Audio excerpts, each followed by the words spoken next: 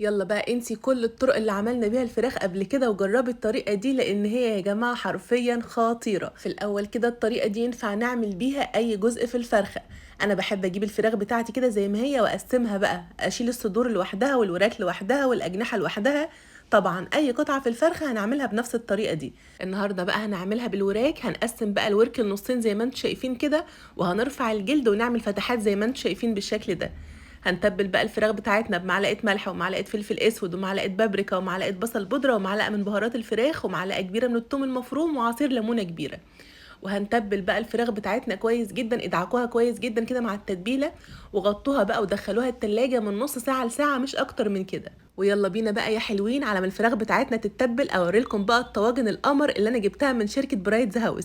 في الاول كده الطواجن دي يا جماعه ماركه سيمبرا، صناعه برازيلي بتتحمل حراره فوق ال 300 درجه مئويه. الوكيل الحصري ليها في مصر شركه برايتز هاوس. عايزه اقول لكم يا جماعه ان شركه برايتز هاوس النهارده بتضحي عامله لنا عرض خطير، والعرض ده لمتابعين مطبخ مروه السويفي. انتوا متخيلين بقى يا جماعه ان طقمين الطواجن اللي قدامكم دول، المستطيل والبيضاوي، كل طقم فيهم فيه 3 قطع بمقاسات مختلفه، بيتحمل حراره فوق ال 300 درجه.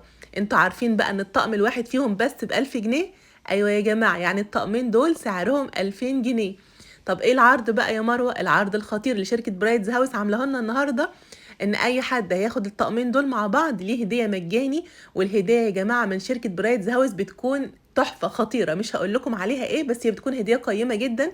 ده غير بقى ان كمان الشحن عندهم مجاني لكل انحاء الجمهوريه. يبقى زي ما اتفقنا يا جماعه، اللي هياخد الطقمين مع بعض ليه هديه مجاني وشحن مجاني، واللي هياخد طقم واحد بس الشحن بس هو اللي مجاني.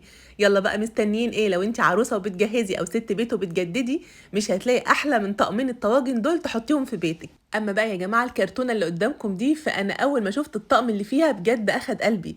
عايزه اقول لكم ان ده ميلامين يا جماعه، والله مش بورسلين. الميلامين يا جماعه عند شركه برايتز هاوس مختلف تماما. شايفين بقى شكل الطقم عامل ازاي؟ ده غير بقى ان هم عندهم اشكال والوان كتيره جدا، بس انا بصراحه حبيت الطقم الخشبي ده، بجد لونه حلو جدا وشيك جدا في التقديم، وهتحسي ان هو بورسلين مش ميلامين. شايفين بقى يا جماعه الاطباق عامله ازاي والالوان بتاعتها عامله ازاي؟ ده غير بقى ان الطقم القمر اللي قدامكم ده ما بيتكسرش. يلا بقى مستنيين ايه؟ شركة برايتز هاوس عامله لنا عرض حلو جدا على طقم العشاء 27 قطعة، عليه هدية مجاني وكمان الشحن مجاني لكل انحاء الجمهورية. يلا بقى مستنيين ايه؟ الحقوا العروض الحلوة دي لانها الفترة محدودة، وكلموا شركة برايتز هاوس وقولوا لهم ان انتم متابعين مطبخ مروة السويفي وليكم خصم حلو جدا. يلا بقى يا جماعة نرجع للفراخ بتاعتنا. انت رغاية قوي يا مروة، معلش استحملوني بقى النهاردة. جبت بقى شوية بطاطس وقطعتها مكعبات صغيرة كده او حلقات براحتكم جدا، قطعوها زي ما تحبوا. هنجيب بقى طاسه نحط فيها زيت مع زبده، وهننزل بالفراخ بتاعتنا بعد ما تبلناها بالظبط ساعه. النار عاليه جدا، الفراخ تاخد صدمه كده ولون من الناحيتين. هنطلع بقى الفراخ بتاعتنا كده على طبق، وفي نفس الطاسه دي هننزل ببصلايه كبيره بس تكون مبشوره ناعم جدا. هنشوح البصله كده في نفس الطاسه، وهننزل عليها بمعلقه كبيره من الثوم المفروم. هنديلهم بقى تقليبه حلوه كده مع بعض، وهنستنى لحد بقى لما نشم ريحه الثوم كده ملت المكان. هننزل عليهم بقى ب3 معالق كبار مليانين من الدقيق، كأنكم بتعملوا بشاميل بالظبط. هنشوح الدقيق كده مع البصل والثوم بالظبط حوالي 3 دقايق على النار مع التقليب المستمر. بعد كده هننزل عليها بكوبايتين ونص من اللبن، وهنقلب كده باستمرار. هتلاقوا بقى ان القوام بدأ يتقل معاكم كده شويه. هنزود بقى كوبايه ميه او كوبايه شوربه الموجوده عندكم، انا زودت كوبايه شوربه وشويه بقدونس. وهنبهر بقى بمعلقه ملح ومعلقه فلفل اسود، لو حابين تحطوا مكعب من المرقه الفوريه حطوا، مش حابين تحطوا حطوا معلقه كبيره من بهارات الفراخ. وهنقلب بقى الحاجات دي مع بعض كويس جدا، وكده خلاص الصوص بتاعنا بقى جاهز. هنجيب بقى الطاجن القمر بتاعنا، وهننزل بقى بالفراخ كده فوق البطاطس، وهننزل عليهم بالصوص، وهنظبط بقى شكل الطاجن بتاعنا زي ما انتم شايفين بالشكل ده. وهنغطي بقى الطاجن بورق ألمونيوم، وهندخله فرن سخن على اعلى درجة حرارة. هياخد معانا بالظبط كده من ساعة لساعة وربع. بس طبعا يا جماعة ما بحطش الطاجن في أرضية الفرن، أنا بحط الطاجن على الرف اللي قبل الصاجة على طول، على الشبكة على الرف اللي قبل الصاجة على طول. وبياخد معايا زي ما قلت لكم كده من ساعة لساعة وربع على حسب وزن الفراخ. وفي آخر 10 دقايق بشيل الورق وبشغل الشواية.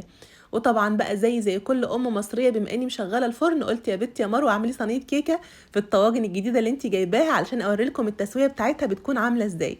عملت بقى كيكه الفرماسيل والليمون دي، ان شاء الله هنزل لكم الطريقه بتاعتها بالتفصيل بس في فيديو تاني عشان ما اطولش عليكم الفيديو ده. وادي بقى يا جماعه الفراخ القمر بتاعتنا بعد ما خرجت من الفرن، مش قادره اوصف لكم بقى جمال الريحه بتاعتها عامله ازاي.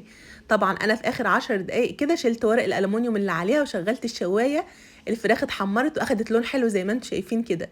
وبس كده خلاص بقى قدموها بألف هنا مع شوية رز ابيض مع شوية رز بشعرية. بجد بيكون طعمها خطير. انا متأكدة ان انتوا لو عملتوا الفراخ بالطريقة دي استحالة تغيروا الطريقة دي تاني ابدا، لان بجد بجد بيكون طعمها حلو قوي. وهنا كده بقى خلاص الكيكة القمر بتاعتي خرجت من الفرن، واحتفالا يا جماعة بالطواجن الجديدة كان لازم اعمل لهم بقى السخن والبارد. هنقطع بقى الكيكة بتاعتنا مع بعض، وان شاء الله هنزل لكم الطريقة بتاعتها وطريقة حلا النسكافيه في فيديو لوحدهم علشان ما اطولش عليكم الفيديو بتاع النهارده. بس شايفين يا جماعة كيكة الفرماسيل عاملة ازاي؟ بجد الكيكة دي العيال الصغيرين بيعشقوها، حلوة جدا. انا حبيت بس اقطعها معاكم كده علشان اوريكم التسوية بتاعتها في البايركس عاملة ازاي. لون وشها زي لون ظهرها. بجد يا جماعة التسوية بتاعته خطيرة. يلا بقى ما تستنوش واطلبوا العروض لانها الفترة محدودة. وبس كده خلاص خلصنا، والفيديو بتاعنا النهاردة خلص. يا رب يكون عجبكم، وما تنسوش يا جماعة لو الفيديو عجبكم تعملوا ايه؟ تعملوا لايك وشير للفيديو. اشوفكم على خير بقى في الفيديو اللي جاي. مع السلامة.